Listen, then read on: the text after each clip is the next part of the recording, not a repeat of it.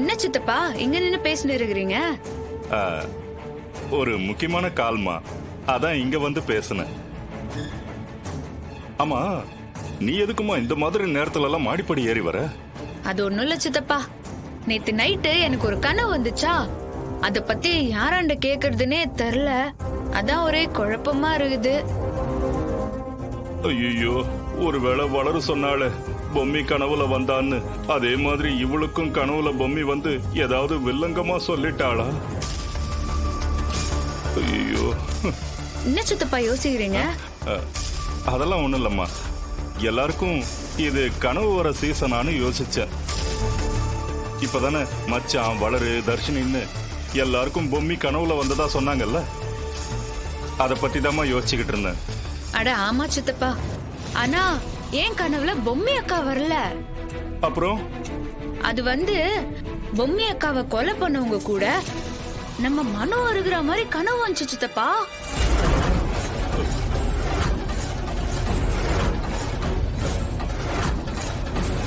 ஐயோ, பொம்மியை நாங்கெல்லாம் சேர்ந்து தானே கொலை பண்ணோம். இவ கனவுல மனோ தெரிஞ்சிருக்கான்னா அப்போ நானு, அக்கா, தமன்னா எல்லாரும் அங்க இருந்தோமே. நாங்கெல்லாம் சேர்ந்துதான் பொம்மியை கொலை பண்ணோம்னு ஒருவேளை இந்த ராணிக்கு தெரிஞ்சிடுச்சா? சித்தப்பா என்ன ஆச்சு? எத்த கேட்டாலும் யோசிக்க ஆரம்பிச்சிடுறீங்க. அதுவும் இல்லாம உங்க முகமே பேய் அரைஞ்ச மாதிரி இருக்கு. ஐயோ, முகம் எல்லாம் வேர்க்குது பாருங்க. சாச்சா, அப்படிலாம் எதுவும் இல்லம்மா, ஒரே புழுக்கமா இருக்கா. அதான் இது பாரு, உனக்கு ஏதோ தப்பு தப்பா கனவு வந்திருக்குமா. இந்த மாதிரி நேரத்துல நீ கண்டதையும் யோசிக்காத என்ன, அது குழந்தைக்கு ஆகாதுமா. அது எப்படி சித்தப்பா யோசிக்காம இருக்க முடியும்? நேத்து ஆதி தர்ஷினி கல்யாண போட்டோ ஷூட் நடக்க சொல்ல ஆதி என்னாண்ட தர்ஷினிக்காக குடுத்து வச்சிருந்த கிஃப்ட் காணாம போயிடுச்சு. அத்தை யார் தூக்கின்னு போயிருப்பா சொல்லுங்க?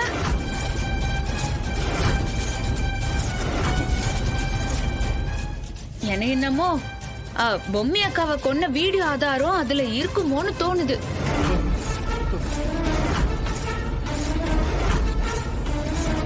அதனாலதான் அந்த கொலகார படுபாவிங்க அத்தை என்னாண்ட இருந்து அச்சின்னு போயிட்டாங்களோ. இவ என்ன பக்கத்துல இருந்து பார்த்த மாதிரியே சொல்றாளே. ஐயோ, ஏன் சித்தப்பா, அத பத்தி உங்களுக்கு ஏதாச்சும் தெரியுமா? ஐயோ ஐயோ, என்னாச்சு சித்தப்பா? ஒண்ணு இல்லம்மா.